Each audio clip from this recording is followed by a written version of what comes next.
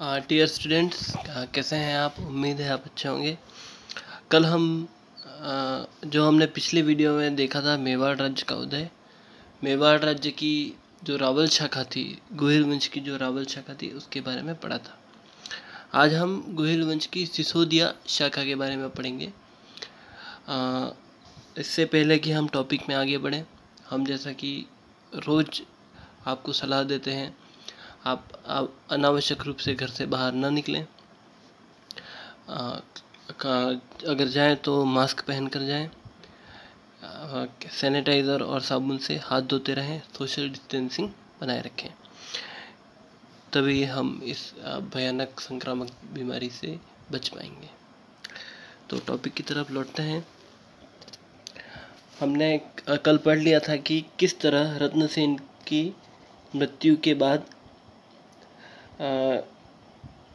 जो रावल शाखा थी वो समाप्त हो गई थी। अब क्या होता है कि जैसे ही रत्नसेन की मृत्यु होती है, अलाउद्दीन खिलजी चित्तौड़ को हस्तगत कर लेता है और अपने बड़े बेटे के नाम पर इसका नाम खिजराबाद रखता है और खिज्र खां को ही वहाँ का प्रशासक नियुक्त करता है। खिज्र खां के से जब किला लेकर सोनगरा मालदेव को दिया गया तो वो भी इस पर अपना स्थायी अधिकार कर नहीं पाया था। फरिश्ता के अनुसार किले के सिपाहियों और रक्षकों को स्थानीय लोगों ने मार दिया और हम्मीर ने 1326 के लगभग इस पर अधिकार कर लिया। 1326 ईस्वी में सिसोदा शाखा का जो राणा थे हरिसिंह, उनका पुत्र था राणा हम्मीर। इसने चित्तौड़गढ़ पर अधिकार कर लिया। इस प्रकार से चित्तौड़ पर पुनः गुहिलों का शासन हो गया। अब जो मेवाड़ के जो राणा थे, मेवाड़ का जो वंश था, उसके शासक महाराणा और राणा कहलाने लगे। पहले रावल कहलाते थे, अब राणा या महाराणा कहलाने लगे और ये जो वंश कहलाया वो सिसोदिया वंश कहलाया। राणा हम्मीर को विषम घाटी पंचानन कहा गया है। इसका मतलब होता है विकट आक्रमणों में सिंह के समान। राणा हम्मीर के पुत्र का नाम क्षेत्र सिंह था, जो राणा खेता के नाम से प्रसिद्ध हुआ।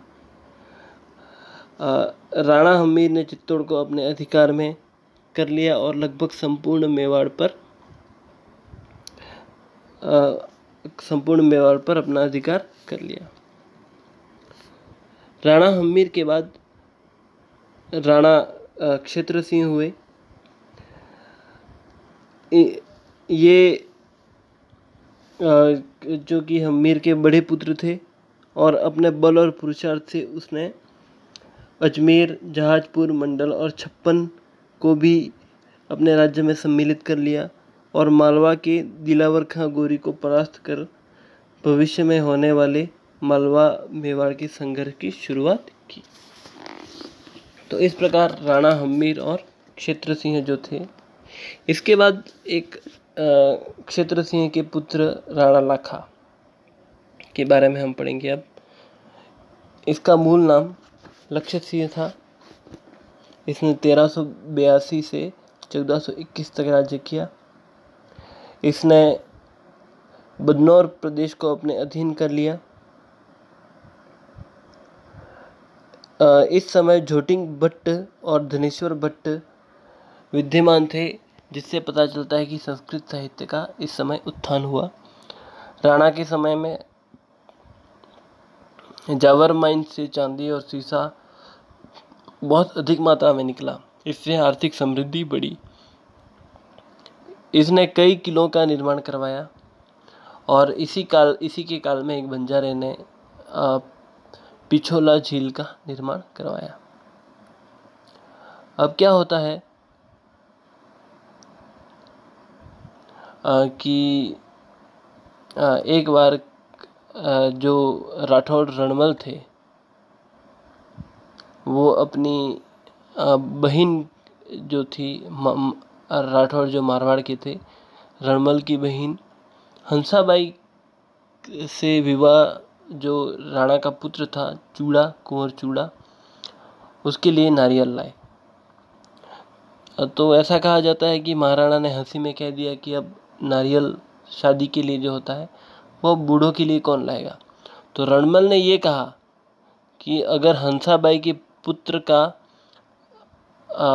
मेवाड़ की गद्दी पर अधिकार स्वीकार कर लिया जाए तो उसका विवाह लक्ष्य सिंह से कर दिया जाएगा। अब राणा बड़े असमंजस में पड़े, क्योंकि राणा लक्ष्य सिंह का एक पुत्र था चूड़ा, कुंवर चूड़ा जो था उसका पुत्र था। तो चुंडा उसके पुत्र होते हुए ऐसा करना उचित नहीं था। तो क्योंकि चुंडा ने जब स्थिति देखी तो उसने कहा रणमल को कि वह चुंडा राज्य का अधिकार छोड़ने के लिए तैयार है यदि राणा से हंसाबाई का विवाह हो जाए। तो राणा लाखा के जो हंसाबाई और राणा लाखा का एक पुत्र हुआ जिसका नाम मोकल था। इस समय पर राणा लाखा के जो पुत्र थे चुंडा, उन्होंने प्रतिज्ञा ली कि मेवाड़ के सिंहासन पर उसका या उसके उत्तराधिकारी का कोई अधिकार नहीं होगा, बल्कि राजकुमारी हंसाबाई से उत्पन्न पुत्र का होगा।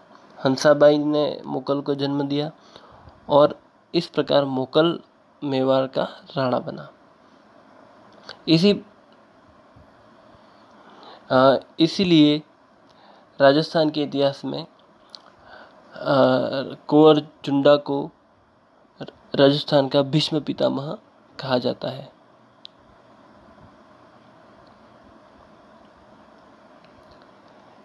इसके बाद लक्ष्य सिंह के बाद राणा मोकल मेवाड़ के शासक बने।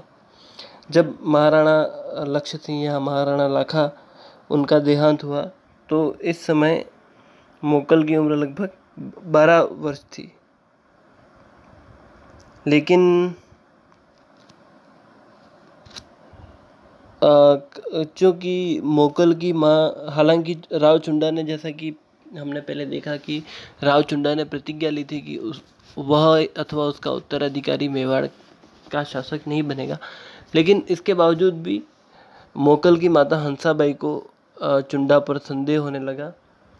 तो इसका जब आभास चुंडा को हुआ तो मांडू के दरबार में पहुंच गया, जहां उसे सम्मानपूर्वक रखा गया और इस पर रानी ने अपने भाई रणमल को बुला लिया और उसे राज्य का भार सुपुर्द कर दिया। अब महारानी हंसाबाई ने अपने भाई रणमल को यहाँ बुला लिया मेवाड़ में। अब क्या होता है कि मारवाड़ का शासक जो था चुंडा, एक और ये दूसरा चुंडा है राव चुंडा, जब ये मर गया तो मेवाड़ की सेना की मदद से रणमल ने विरोधियों को परास्त करना शुरू कर दिया। इसी समय में मोकल ने अपनी शक्ति का संगठन भी करना आरंभ कर दिया। इसके बाद कई शिल्पियों और विद्वानों को आश्रय दिया, जिनमें मन्ना, फन्ना, विसल जैसे शिल्पी और योगेश्वर और भट्ट विष्णु जैसे विद्वान इस दरबार में हुआ करते थे। राणा मोकल ने समिद्धेश्वर यानी त्रिभुवन नारायण मंदिर का जीर्णोद्धार करवाया और विष्णु मंदिर द्वारिकानाथ का निर्माण करवाया। उसने एकलिंग जी के मंदिर के चारों ओर परकोटा बनवाया और सुरक्षा की समुचित व्यवस्था की।